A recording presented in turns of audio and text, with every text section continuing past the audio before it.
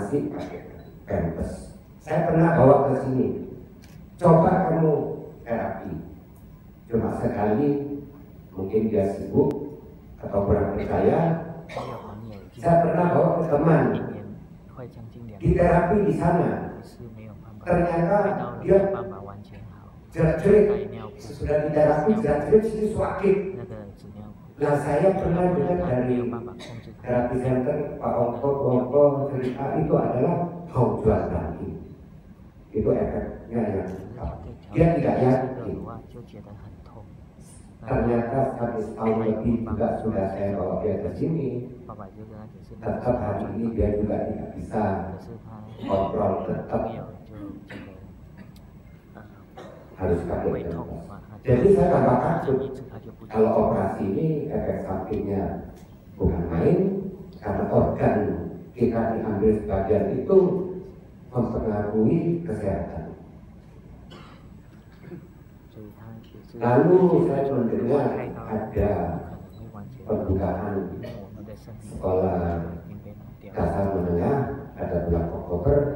Saya dapat mendaftar dengan istri saya. Sesudah itu saya sering ke terapi center untuk sebagai terapis. Karena dasar diri saya ini kurang yakin. Jadi mungkin saya menganggap waktu dibuka cakra itu kurang sempurna. Jadi kok kurang kasar gitu. Saya pernah minta sama ada pembukaan pelajaran keempat ini yang bulan Oktober, saya ikut mendaftar kembali. Alasan saya kurang konsen waktu itu, saya minta diulang, saya daftar ulangnya. Sejen putrinya tahu, boleh, saya senang, saya mau daftar. Saya cerita sama Pak Ongko, saya mau daftar. Apa? Mana boleh? Sekali aja cukup. Loh katanya, dia boleh, tapi bukannya pakai obat. saya digodain. Jadi kalau istri saya mungkin dia lebih tenang, lebih percaya. Kok dia lebih percaya diri, baby.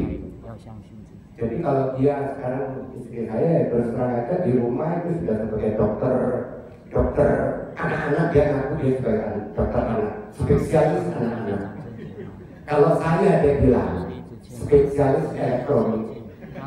Jadi kalau elektronik itu ceritanya banyak, tidak perlu saya sebutkan karena susah bisa dipercaya. Untuk diri saya yang saya cerita aja, saya keluhan saya adalah susah tidur, pinggang sakit, dan prostat. Mungkin sudah pernah saya testimoni dan sudah pernah mendengar, mungkin ngantuk, nanti silahkan istirahat. Apa ini cincul saja, tidak usah dengar. Jadi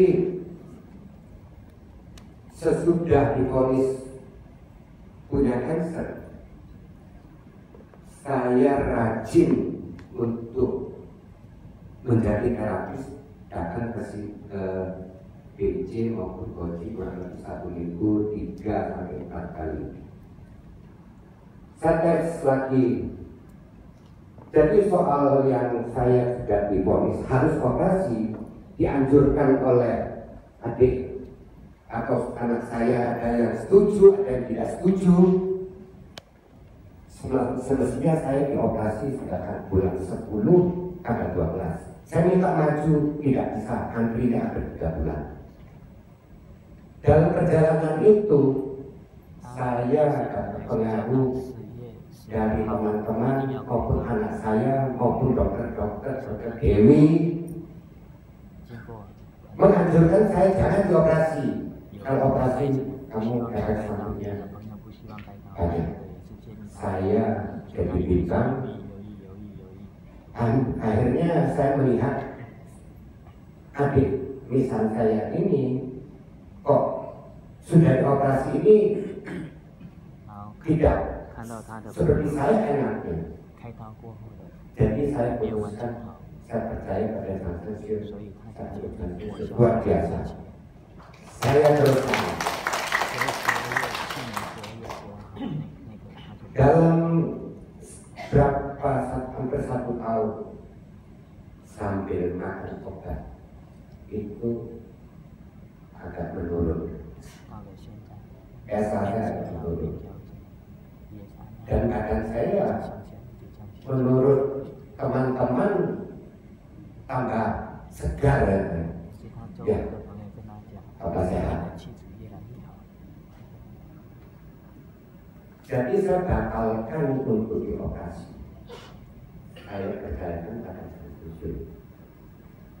Turun lalu terakhir saya ingin tahu. Saya cek lagi, dikasih obat lain, ternyata dalam 3 bulan prostat saya turun drastis 32,6.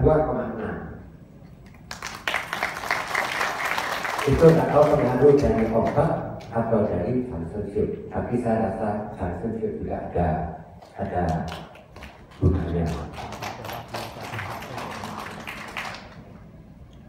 Sesudah itu saya ingin buktikan bahwa prostat saya dengan 2,6 ini apa kansernya itu hilang.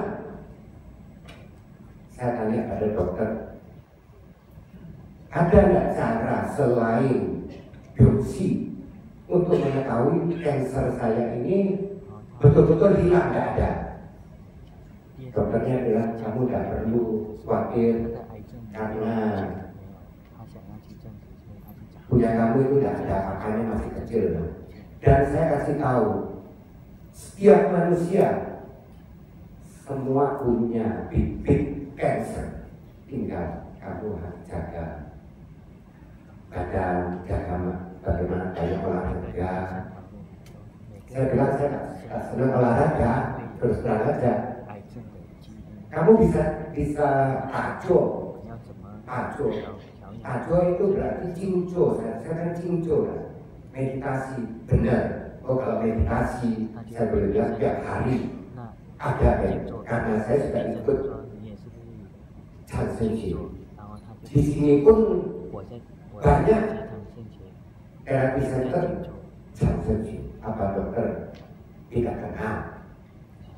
Kalau tidak kenal bisa dilihat di YouTube, buka saja Sang Sensio, bisa dikenal.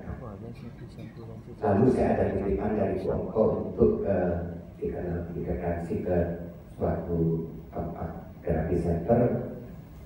Itu terapi centernya kebetulan masih baru.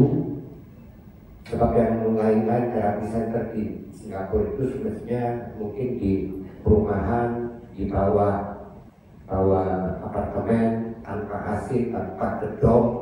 Yang saya datangi kebetulan masih baru bulan 6 baru buka. Jadi ada AC ruangan, waktu tempat itu suatu tempat yang mungkin seperti tempat apa ini sosial gitu, gedung besar. Cukup banyak pasien maupun cukup banyak terapisnya. Saya datang ke sana, saya katakan saya sudah ikut belajar itu. Saya boleh jadi terapis, saya boleh jadi pasien. Bagaimana? Wah jangan, kamu jauh-jauh apalagi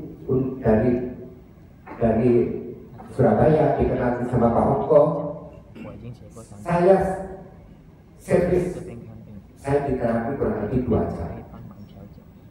Sesudah itu besoknya kencing saya masih normal, apa saya melihat setiap buang air pasti masih ada apa. Malam sorenya saya mau mandi, tuh celana saya ada darah begitu banyak, darah sudah kering. Saya kaget, tapi tidak ada bekas kan air atau apa, cuma yang kok ada darah sudah kering. Saya ingat ceritanya Pak Ongko itu adalah khotbah lagi, yang mudah-mudahan demikian. Saya rasa cukup sekian di waktu. Terima kasih.